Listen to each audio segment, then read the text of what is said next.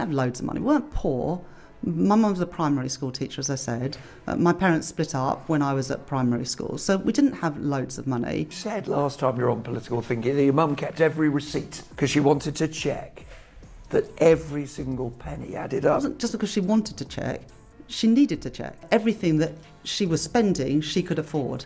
And I remember that very vividly, her sitting at the kitchen table with the receipts, and she kept them all, and her bank statements, and ticked them off to make sure she knew. Rachel Reeves thought she was humanizing herself. Instead, she's become the latest example of how not to connect with voters. Her BBC interview has turned into a masterclass in political miscalculation. In the next few minutes, you'll witness the unraveling of a carefully constructed image. We'll show you the exact moments where Reeves's relatability act falls apart, and how the internet caught on faster than you can say pastry for lunch. Stay tuned for a breakdown that will change how you view political interviews forever. Before we move on, I'd like to ask you a small favor. If you appreciate this content, please take a second to like this video and subscribe to the channel.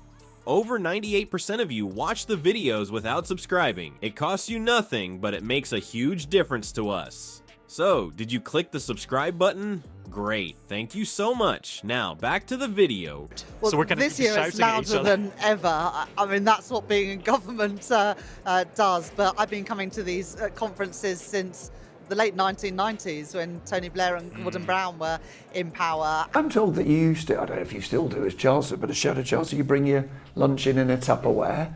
If there were leftover pastries from a meeting, you'd save the pastries because you didn't want waste. Is that the person that the Iron Chancellor Rachel Reeves has become? I still do that. And for the last 14 years, I've been coming along whilst we've been in opposition, and the atmosphere this year, the Labour conference with a Labour government, it really is electric. Rachel Reeves wants you to believe she's just an ordinary person, struggling with the same everyday challenges as the rest of us. But her latest attempt to appear relatable has backfired spectacularly, leaving many questioning the authenticity of her carefully crafted image. In a recent BBC interview, Reeves decided to share her supposedly frugal habits, painting herself as a paragon of thriftiness. She proudly proclaimed that she brings her lunch to work, a habit that countless workers across the country have adopted out of necessity rather than choice. But Reeves didn't stop there. Oh no, she went on to boast about saving pastries from meetings, as if this minor act of food preservation was somehow a testament to her financial prudence. As news of Reeves's relatable habits spread, social media users were quick to point out the glaring disconnect between her words and her actions. One particularly astute commentator didn't mince words, stating, "Rachel Robot Reeves will never look human because quite frankly she isn't." Those lines, they meant a lot to me, and I know they mean a lot to a lot of women. After I gave the speech and I was walking back through the exhibition area where we are now.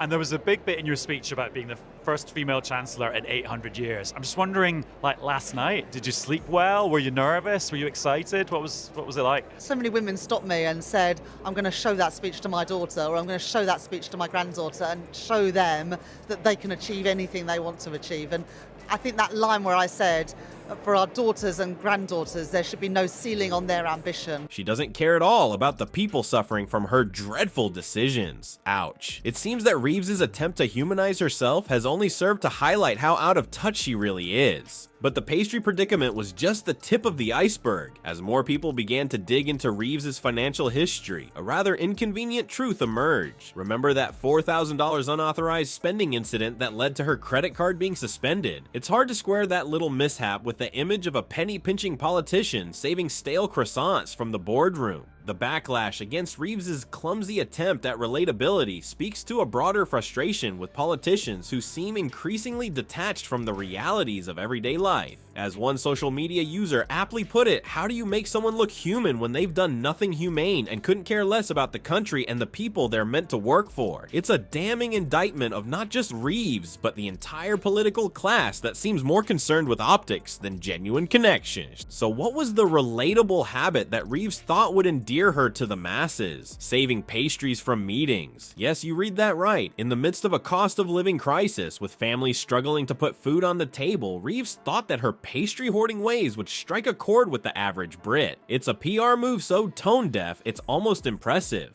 And of course, when you talk about being the first female chancellor, then people, the follow-up to that is, do you fancy being the first Labour female prime minister?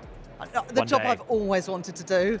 I think that is something that still resonates with so many women. And again, a lot of women were saying, when I started my career, I was one woman. When I started my career, I was the first woman in the office to wear a trouser suit. And she said, I know it sounds like a small thing, but things have changed so much. And sort of flashback to last year at conference when someone got on the stage and glitter bombed Keir. Actually, it was the making of his speech, and he took his jacket off and rolled his sleeves up. But you know, look, we plan for these speeches. As Reeves's pastry-pinching claims crumble under scrutiny, the public's appetite for authenticity grows ravenous. Social media has become the judge, jury, and executioner of political sincerity, and Reeves is about to face a verdict that could leave her credibility in tatters. The online response to Reeves's interview reveals a feast of frustration that's been simmering for far too long. One commenter captured the sentiment perfectly. We need leadership that actually delivers real change, not empty promises. This isn't just about pastries anymore. It's about a profound desire for authenticity in political representation.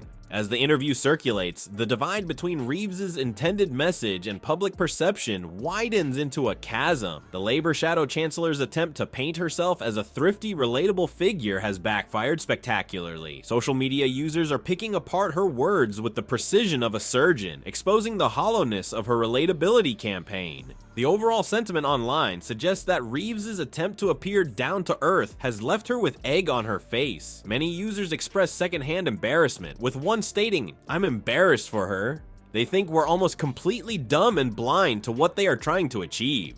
This scathing critique speaks volumes about the public's growing distrust of political theatrics. But why has this particular interview struck such a nerve? It's not just about Reeves. It's a symptom of a broader malaise. The public is tired of politicians who seem to exist in a bubble, detached from the realities of everyday life. In an era of cost of living crises and economic uncertainty, people are hungry for leaders who genuinely understand their struggles. Expert analysis suggests that failed attempts at relatability can be career kryptonite for politicians. When these efforts backfire, they often lead to increased scrutiny and skepticism from an already cynical public. Reeves's pastry predicament might seem trivial on the surface, but it's opened the floodgates to a torrent of criticism about her authenticity and understanding of voters' concerns. As the backlash builds, one can't help but wonder, how will this affect Reeves's and Labour's public image? The party has been struggling to connect with voters, and this latest gaffe threatens to reinforce the perception that they're out of touch. It's not just about saving a few quid on lunch, it's about whether voters believe Labour truly understands and can address their needs. The most scathing critiques go beyond mocking Reeves's frugal claims. They cut to the heart of what many see as a fundamental disconnect between politicians and the people they represent. The pastry saga has become a symbol of a larger issue, the perceived inability of political figures to genuinely relate to the challenges faced by ordinary citizens.